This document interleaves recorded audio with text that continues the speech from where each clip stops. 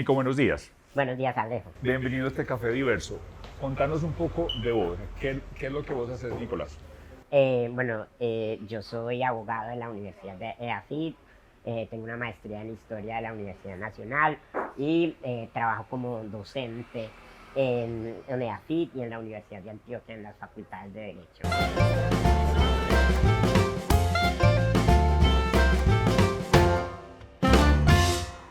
Nico, cuando se habla de discapacidad, ¿qué término deberíamos utilizar para referirnos a una persona que está en situación de discapacidad?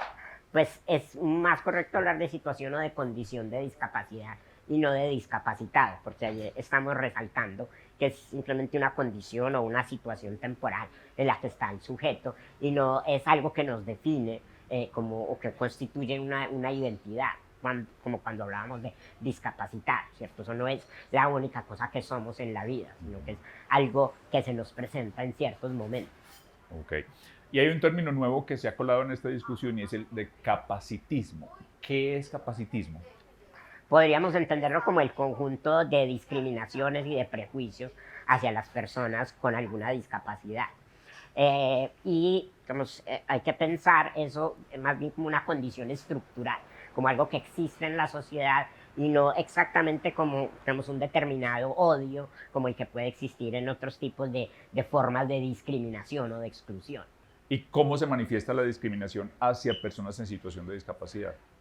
Cuando hablamos de discriminación, uno se imagina como los letreros de la Alemania nazi de prohibido la entrada de judíos o el apartheid o la segregación, pero con las personas con alguna discapacidad se presenta distinto porque no suele ser algo como voluntario, individual de quienes discriminan. La discriminación viene más bien de asuntos inconscientes, y de problemas de diseño estructural de esta sociedad. A nosotros nos discriminan, por ejemplo, cuando existen barreras físicas, pues en ningún local dice prohibida la entrada a personas en sillas de ruedas, pero nos discriminan poniendo unas escaleras gigantes. Entonces, hay otro tipo de barreras y de exclusiones que también son discriminación, así no provengan como de un odio o de una intención consciente de excluir.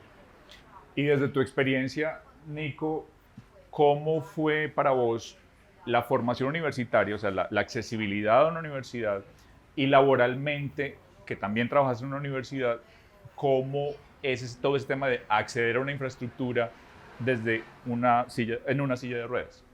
Creo que mi experiencia ha sido como que he visto que mi presencia de algún modo ha jalonado los procesos de inclusión en los ambientes donde he estado.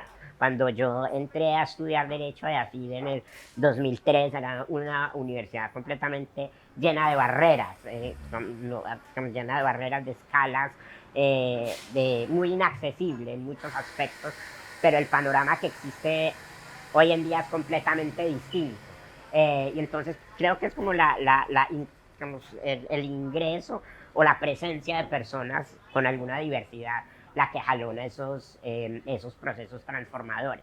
Y también pues lo he visto después laborando allí mismo y trabajando en la Universidad de Antioquia. Un poco a nosotros nos suele tocar como empezar a empujar y a pedir como procesos de reestructuración y de cambio.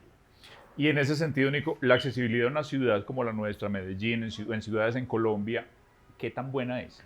Eh, yo diría que mala, ¿cierto? Yo diría que mala. Se ha avanzado un poco, ya hay buses accesibles, el metro tiene cierta accesibilidad, pero nuestra ciudad está diseñada ni siquiera para las personas con capacidad, ¿cierto? Está diseñada para los carros, como mucho se ha dicho, poco para los peatones, mucho menos para peatones con alguna situación de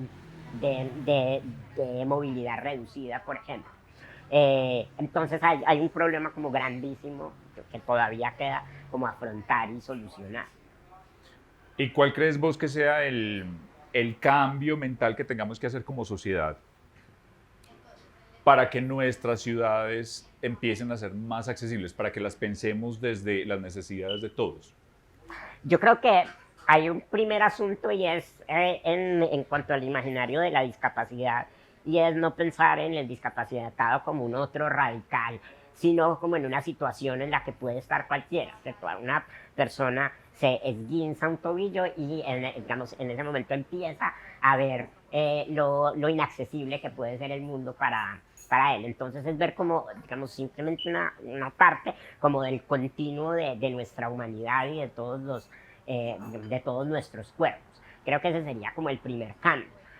Por ejemplo, como ser conscientes que las personas con una plenas, digamos, capacidades físicas también van a envejecer, ¿cierto? También van a envejecer y también van a beneficiarse de una ciudad y de un diseño de unos espacios más accesibles o de un mundo accesible, ¿cierto? Entonces yo creo que ese sería el primer asunto. Y desde las políticas públicas, Nico, lo que deben hacer los gobernantes, tanto a nivel nacional como regional y local, ¿qué nos falta? ¿Qué nos falta en esas políticas? ¿Hacia dónde deben ir enfocadas? Yo creo que lo primero ahí sería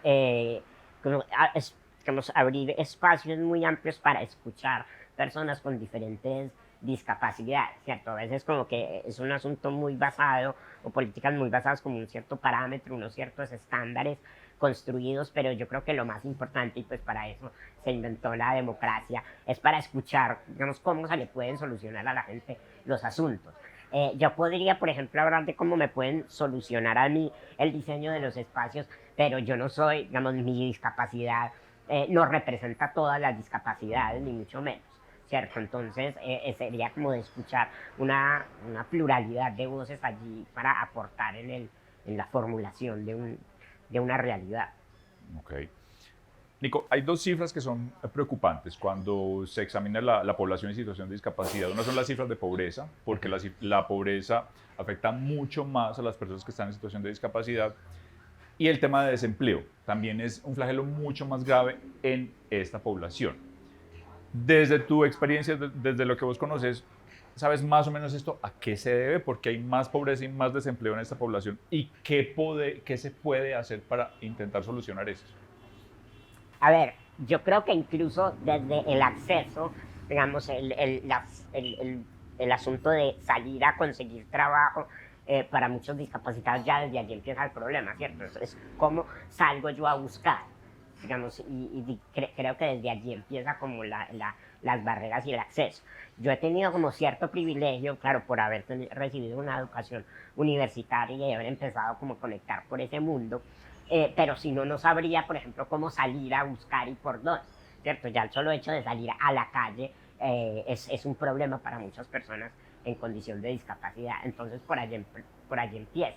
Y, por supuesto, después creo que está el enfrentamiento con el prejuicio, si va a ser capaz. Y luego sería no solamente si él va a ser capaz, sino que para muchos terminaría, empleadores y espacios, terminaría siendo un problema, o se imaginan como un problema, bueno, ¿qué vamos a tener que hacer para que esta persona trabaje para nosotros? Pues, digamos, ¿Cómo adaptar la empresa, por ejemplo? ¿cierto? Que pedimos, pues uno pide adaptaciones o ajustes razonables, pero para muchos sería como ¿qué tanto tendremos que hacer? Entonces será mejor evitar ese problema, creo yo, para muchos pensarán de esa manera. Okay. Y claro, tal vez no todos los empleadores y no todos los lugares están como en las capacidades de hacer esas adaptaciones. Una gran empresa lo puede hacer, pero un pequeño negocio como, ¿cierto? Entonces tendría que tener también un apoyo por otro lado. Del gobierno, por ejemplo. Por ejemplo, ¿cierto? Digamos que algún tipo de incentivo, no sé. Nico, muchas gracias por habernos acompañado, por aceptar esta invitación a un café diverso. Y a todos ustedes, muchas gracias por habernos acompañado. Los invitamos a que nos pensemos en una sociedad más incluyente y nos vemos en un próximo Café Diverso. Gracias. Gracias.